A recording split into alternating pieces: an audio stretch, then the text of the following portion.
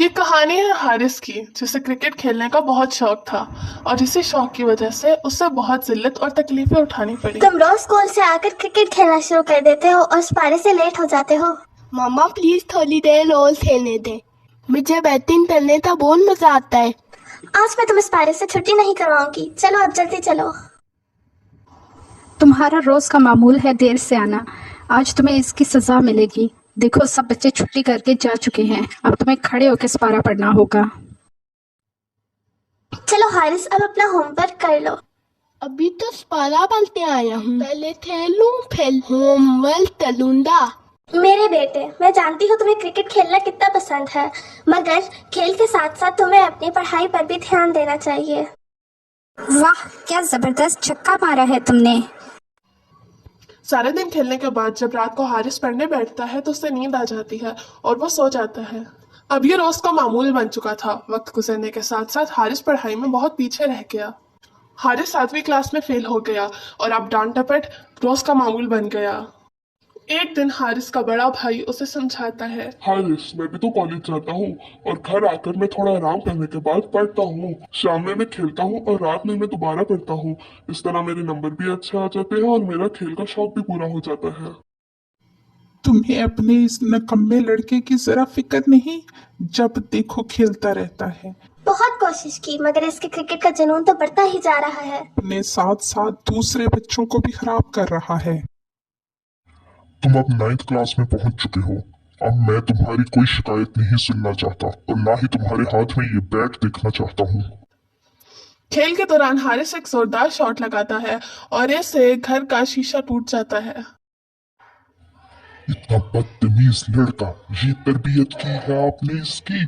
अब मेरा नुकसान कौन पूरा करेगा? कहाँ है हारिस? आज मैं इसे छोड़ूंगा नहीं। आह, आह, पापा प्लीज माफ कर दे। हारिस का बाप उसे बहुत मारता है और उसका बैट भी तोड़ देता है। हारिस बहुत रोता है और क्रिकेट खेलना छोड़ देता है। चंद दिन बाद हारिस के शहर में एक बड़ा क्रिकेट टूर्नामेंट होता है। हारिस का नाम भी स्कूल से जाने वाली क्रिकेट टीम में शामिल होता है। हारिस को अपनी माँ और भाई की तरफ से खेलने की इजाजत मिल जाती है। वो तीनों ये बात उसके बाप से छुपा लेते हैं। हारिस के भाई के पास तो थोड़े से पैसे थे। उसके भाई ने उन पैसों का हारिस को एक नया बैट लेकर दिया। अब हारिस स्कूल में ही क्रिकेट की प्रैक्टिस करता रहा। टूर्नामेंट में हारिस की परफॉर्मेंस बड़ी शानदार थी और उसकी टीम टूर्नामेंट जीत गई। जीतने पर हारिस की टीम को इनामी रकम मिली और हर खिलाड़ी के हिस्से में 1,000 रुपया आया। अच्छा, तो तुम आज 1,000 रुपया कमा के लाए हो।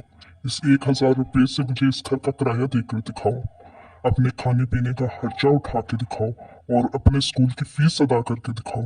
मुझे बताओ, क्या इनमें से कोई एक काम भी इन पैसों से हो सकता है? मेरे मना करने के बावजूद तुमने क्रिकेट खेली और अपनी पढ़ाई से तवज्जो हटाई। इससे किसने नया बैट लेकर दिया और किसने इजाजत दी खेलने की? हारिस के बाप ने उसकी सारी खुशी हाथ में मिला दी और हारिस ने क्रिकेट खेलने का इरादा छोड़ दिया। कल टूर्नामेंट के फाइनल में पाकिस्तान क्रिकेट बोर्ड के एक मेंबर भी शामिल थे। उन्हें तुम्हारी बैटिंग बहुत पसंद आई है। वो चाहते हैं कि सिलेक्शन टीम तुम्हारा टेस्ट ले और अगर तुम म्यार पर पूरे उतरो तो तुम्हें कौमी टीम में शामिल कर लिया जाए। जब हारिस के बाप को उसकी कामयाबी का पता चलता है तो उसकी आंखों में आंसू आ जाते हैं, क्योंकि वो भी एक क्रिकेटर बनना चाहता था। हारिस का बाप उसे एक खुले मैदान में लेकर चला गया ताकि वो वहां प्रैक्टिस कर सके। हारिस के दोस्त भी आ गए ताकि वो ज्यादा से ज्यादा प्रैक्टिस कर सके। हारिस की जबरदस्त बैटिंग पर उसे कौमी टीम में सिलेक्ट कर लिया गया और यूं हारिस मुल्क का नाम रोशन करने में अपना हिस्सा डालने लगा। अब वही निकम्मा हारिस एक कामयाब इंसान बन चुका था।